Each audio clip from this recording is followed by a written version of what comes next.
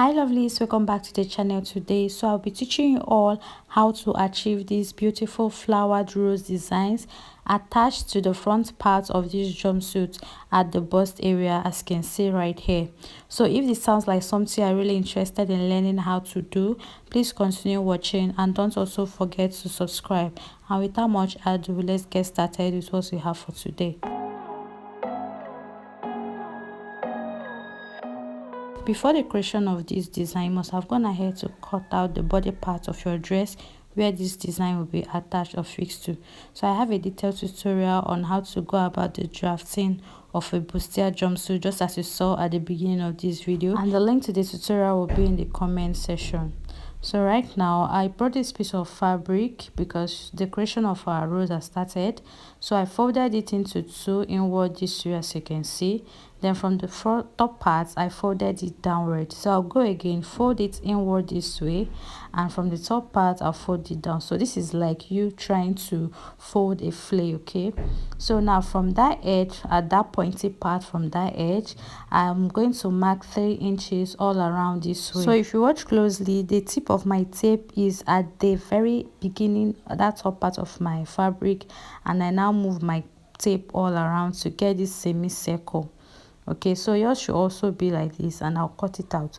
So I also fold for the second one because we need 4 pieces of this. I folded again, and I'm going to place this first fabric I have on top, making sure that it aligns with that top pointy part. Okay, then I will just cut out the base. So this is how it's going to look like. It's going to have this circle shape when you spread it out. Okay, so I want to have 4 pieces of this circle shape right here. So this is the third one. I'll fold again and cut out the last one, which is the fourth one, because I'll be using it as my lining and my actual fabric. So you're going to place them on top of each other and stitch it all around using at least half of an inch. Then leave one part and turn it over and stitch properly and iron.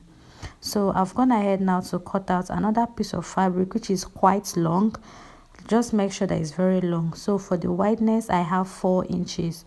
So I'm going to fold it into 2. Okay, so this long piece I have right here will be for the creation of the flowered rose designs. Okay, so now when I fold this into 2 this way, I'll be left with just 2 inches. So I'll go ahead and secure the both ends. Then I'll now stitch the top part. So I'll turn it out from one end and also iron it very well. So when I did all of that, this is what I have. I just had to fix one part of the rose so you see what it looks like. But I'll be doing for the second part of the rose together right here. So now this is my circle fabric which I've gone ahead to iron and also stitch, and this is the other piece that is long, so I've gone ahead to stitch and also iron. So when you must have stitched and turn this to the right side for this longer piece, you go ahead and run a gather stitch at the top part. Okay, so you see that at that top part I actually ran a gather stitch or a loose stitch. So you run it to the very end and make sure that you at least leave threads at both ends where you can pull. All right, as you can see I'm doing right here now. You take up one thread because by the time you do this, one thread will be at the top and one will be at the back of the fabric. So you are going to take one and you start pulling. So if you pull on one thread, you go ahead and extend those gathers you have. You go ahead and be moving them to the center of this your fabric. So go ahead and be pushing it just the same way I'm doing right here. Okay, so if you pull on one thread and you feel like it's up to the desired gathers you want, you go ahead and move to the other side. So after pulling, guys, this is what I have. So you can see that the length of this has actually reduced and the rope is now very long that I had to trim it off a bit. So that's the essence of the gathers. So now we are going to work on this piece I have right here. You're going to fold it into 2 and fold it again equally to get the middle, and you use your chalk to mark the middle as I've done right here. So now from this middle part or point we have, I'm going to mark 1 inch away from that all around.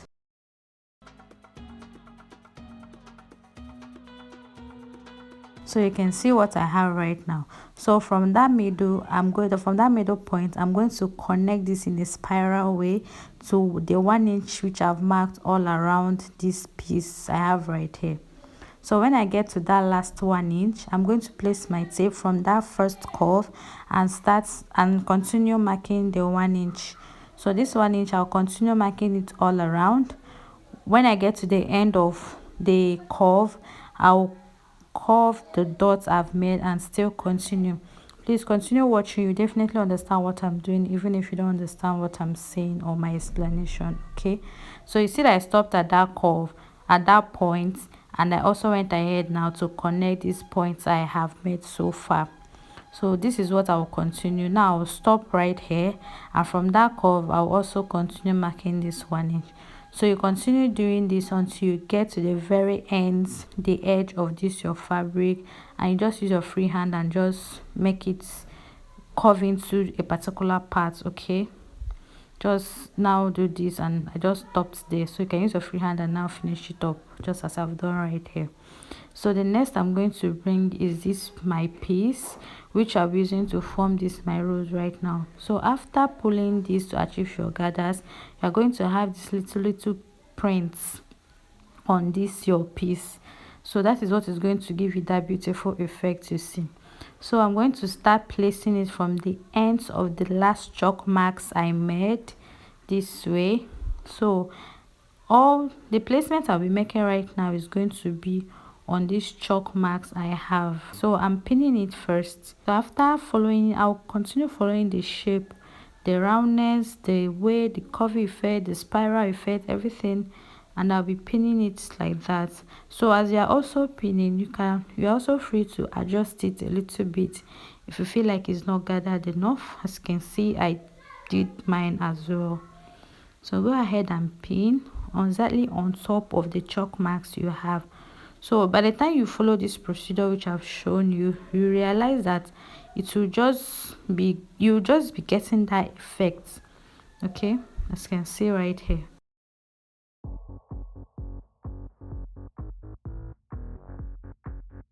So you can see now that we've moved to the second line.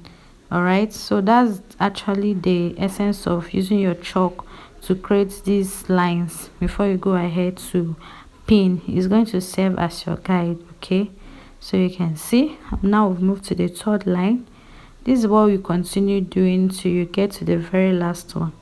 So if you actually want your roses to be entirely closed, you can do it, but I just wanted mine to be a little bit open at the center right there, so you can see that mine is a little bit open, just slightly.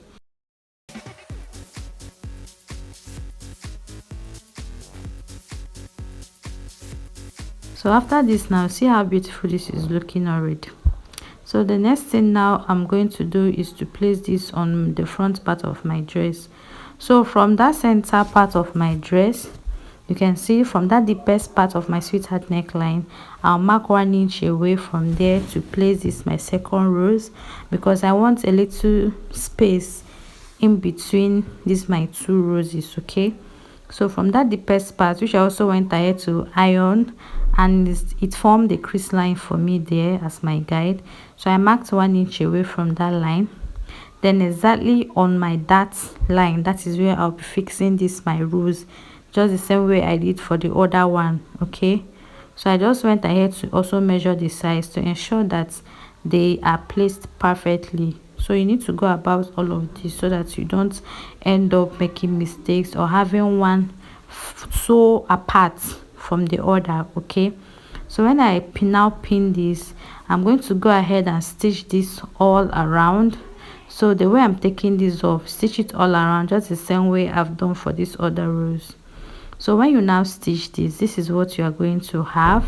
So I have two pieces of this, one will be for the lining and this one is for the fabric. So now I'm going to use my lining piece to cover it up. All right, and now secure the strap and also have a neat finishing at the top part and also on the armhole area. So when I went about this, I stitched using 1/2 inch. Then you can now join these two any lower body part of your choice. So I made mine into a jumpsuit. I also have a detailed tutorial on how to go about the drafting and the sewing of that particular jumpsuit, as you can see right here. So when I did all of this and I joined, everything was good and perfect. So this is what I have. I hope you find it helpful. It's quite simple, and I do hope you try it out as well. So this is my outcome. This is what mine looks like, and I hope it's very beautiful. You can see right here. Thank you all so much for watching. I really do appreciate. Do have a lovely time ahead of you. See you same time on the same channel. Bye.